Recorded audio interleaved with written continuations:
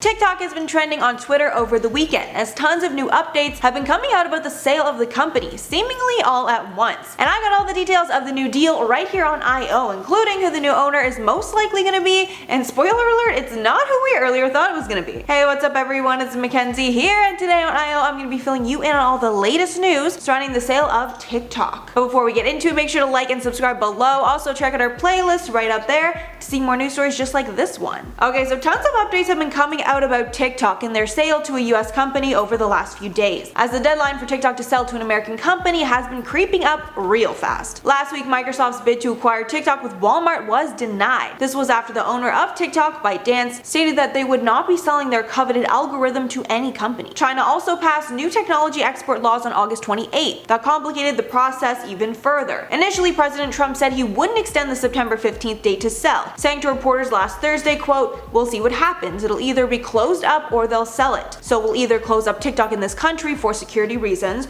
or it'll be sold," adding, quote, "I'm not extending deadlines. No, it's September 15th. There'll be no extension of the TikTok deadline." However, reports are now stating that the deadline is actually the 20th, as the August 6th executive order gave a time limit of 45 days before banning all transactions between Americans and ByteDance, meaning a deadline of September 20th. And after the deal with Microsoft fell through, Oracle has now become the frontrunner to secure a deal with ByteDance to handle US operations of the app, with Oracle seemingly okay with not acquiring the algorithm, unlike Microsoft, with sources adding that the deal won't be an outright sale where Oracle takes full control of the app, but rather it's going to be a sort of restructuring, with the new division being called TikTok Global, with American Treasury Secretary adding this division would be headquartered in the US and would create roughly 20,000 jobs. But the source said Oracle would be getting a hefty stake in the newly configured American business, with a new committee on foreign investment saying they'll make their recommendations to President Trump on the 20th. However, very recently, Chinese news outlet CGTN reported that neither Microsoft or Oracle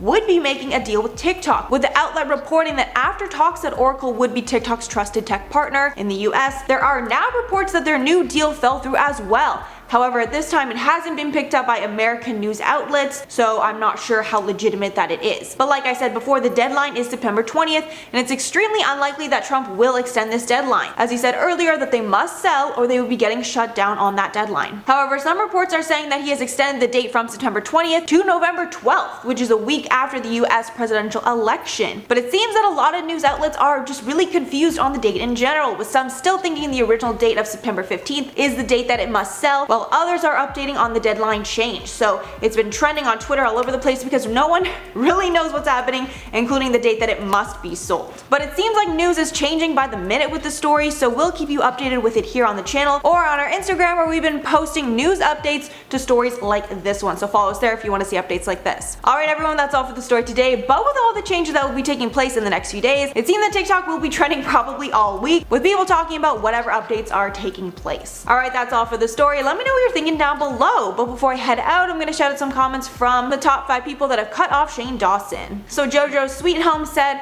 "As I think Shane is problematic, I feel like some of the people who cut ties with him knew the drama and didn't care until it was exposed, and that makes them almost as problematic as Shane." Yeah, for some of these old friends, like, come on, like, you knew the stuff he was doing, especially with like Garrett and Andrew. They were friends with him when he was doing his podcast, I believe. Definitely Garrett.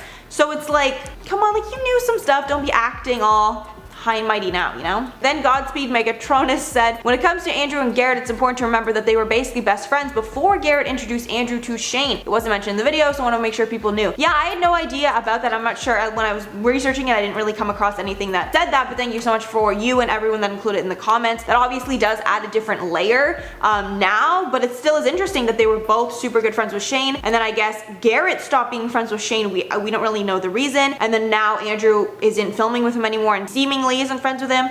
So it's a very strange trail off, especially for Andrew. He's really the person that I'm most like intrigued by, because like I said in that video, he's filming everything. Like, he knows more than Rylan about him. Like, he knows everything. So I mean, if he's cutting ties, maybe that says a lot. Then Kimberly Williams said about Garrett and Andrew, they're actually quarantining together. Okay, bye. Okay, so that would explain why they're filming together, you know, why Andrew was filming Garrett. So that would give more context as to why they're like so close together. So maybe they're not against Shane, but who knows, right? Alright everyone, that's all for the video today. Thank you so much for watching. If you made it all the way here, I've been your host, Mackenzie Smith, and I'll see you in the next one.